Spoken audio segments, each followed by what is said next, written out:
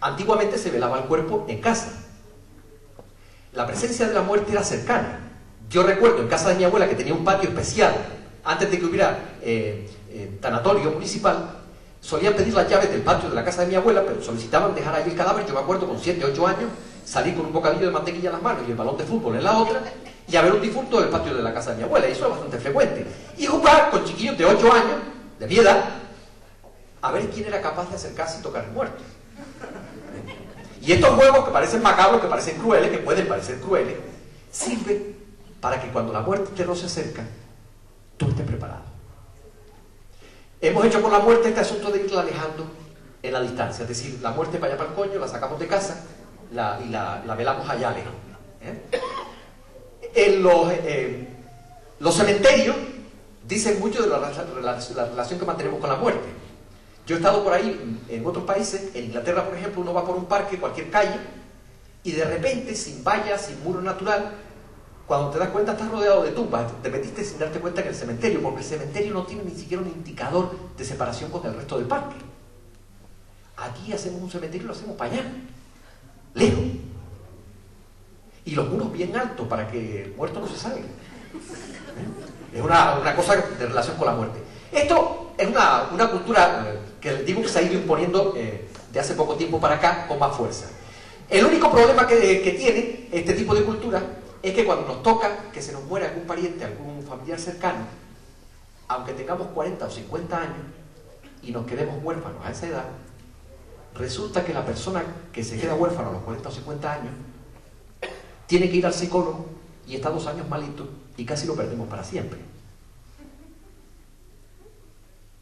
por haber distanciado tanto la muerte de nuestras casas. Tiene consecuencias al final.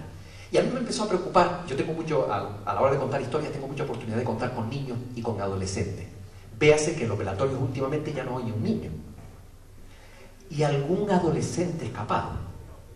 Yo me impuse intentar acercar la muerte y el proceso de la muerte a aquellos que no tenían acceso en este momento, es decir, niños y adolescentes. Y empecé a contar cuentos de lo que yo escuchaba en los velatorios y que tuvieran que ver con la muerte. Fruto de esta relación, les voy a contar una historia, un cuento, y espero que sea del agrado de ustedes. Como introducción les diré que cuando empecé a buscar material para contarles a los niños, no encontré prácticamente nada. En mis manos cayó un libro de una autora vasca, del País Vasco, que se llama Asun Bársola. Tenía un cuento que hablaba sobre la muerte para niños, era un cuento infantil. Les voy simplemente a explicar de qué iba. Cuenta la historia de una niña, el cuento se titula La niña enlunada. Es una niña normal y corriente, de 5 años, tiene pecas en la cara, 2 moños, rompe cualquier cosa que está suelta en la casa, es una niña normal y corriente. Pero las noches de luna llena es especial. Sin que los padres lo sepan, las noches de luna llena, cuando la dejan en su habitación, la niña abre la ventana que da para el jardín, se descuelga por una enredadera y se sienta a la sombra que da a la luz de luna de un limonero, y espera que aparezca una mujer altísima, toda vestida de blanco, con las manos blancas y la cara blanca. Aquella mujer que viene del otro lado le acaricia la cabeza, se sienta a su lado y comienza a contar la historia de allá. Cuando ella tiene sueño, vuelve a trepar por la enredadera, se acuesta en la cama, y por la mañana, cuando sus padres la levantan para ir al colegio, no sospechan nada de lo que ha ocurrido. Y eso es así hasta que la niña cumple los 7 años. Ese día le preparan el cumpleaños en casa, vienen primos, vienen amigos del colegio, abren regalos, es un día de emociones fuertes, pero coincide por la noche que, a pesar de que está cansada, es luna llena.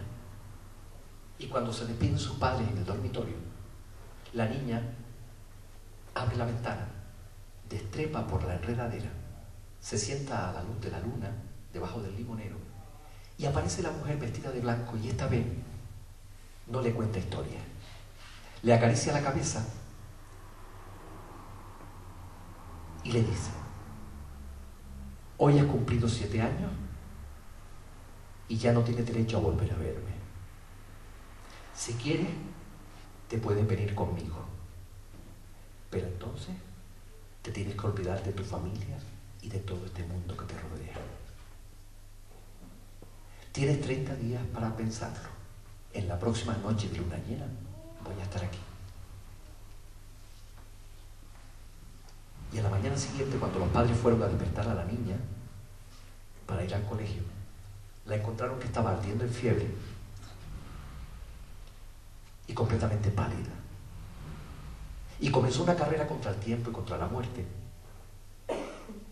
Los médicos paseaban delante de la cama sin saber qué hacer, mientras la niña, a medida que transcurrían los días, languidecía y los padres rezaban al pie de la cama. En el día número 30, según cuenta Asun Bársola, la niña estaba débil y los padres también, cansados, cayeron dormidos al pie de la cama. Y aquella noche, la noche número 30 en que tenía que tomar la decisión, la niña se encontró sola para tomar la decisión más dura de su vida. Pensaba cómo podía ser el mundo sin sus padres y lloraba. Pensaba en cómo podía ser el mundo sin aquellas historias que le contaban del otro lado y lloraba. Y dice Asun Bársola que justo en el momento en que se iba a romper la noche y se le acababa el tiempo para tomar la decisión, la niña decidió tomar la decisión. Y no nos dicen qué decisión tomó. Yo decidí contarle esto a niños de 5 años. Mientras contaba por primera vez este cuento a la maestra, que era rubia, se le fue poniendo el pelo, lo tenía como ondulado, primero se le puso tieso y después de punta. Y ya tomándome el café con ella me dijo, pero tú estás loco. ¿Cómo se te ocurre contarle una cosa así a los niños de 5 años? Pero Antonio, pero tú no te das cuenta que es un cuento. Además, una niña que muere, contarles eso a los niños. ¿Qué niña que muere? Le pregunté yo. La niña, es que la autora no dice el camino que decide. Y me di cuenta de que en nuestra cabeza de adulto, si nos plantea la duda, tendemos a matarla. Es decir, preferimos que no pierda las historias del más allá. Me pareció hermoso que la autora relacionara la muerte de la imaginación infantil a los 7 años, ese mundo que no vamos a volver a ver nunca más, y esas cosas que nos creíamos cuando teníamos 7 años, y con la muerte, el dolor de la muerte física real. Bueno, ustedes saben perfectamente, porque son de aquí también, ¿dónde queda la calle de Triana? Si atacamos la calle de norte a sur, hay una relojería antigua, data de 1864, hay un cartel que lo pone, un disco agarrado con unos hierros negros, un disco blanco, y tiene una cruz roja, señal de los relojes suizos.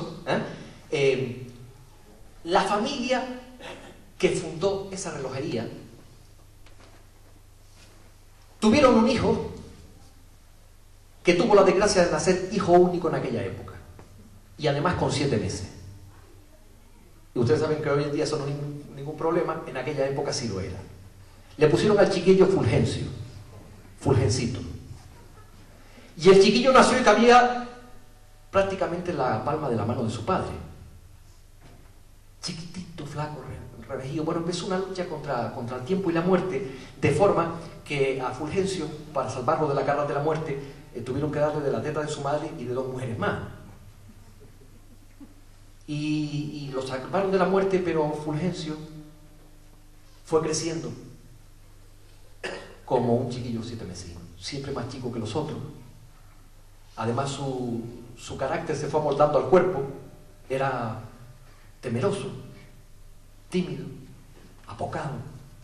Y las evidencias se hicieron más claras a medida que fue creciendo, si los compañeros crecían a una velocidad que él no llevaba. Estaba siempre enfermo, le tocó pasar por todas las enfermedades de los chiquillos y las que no son de chiquillos. Siempre malo.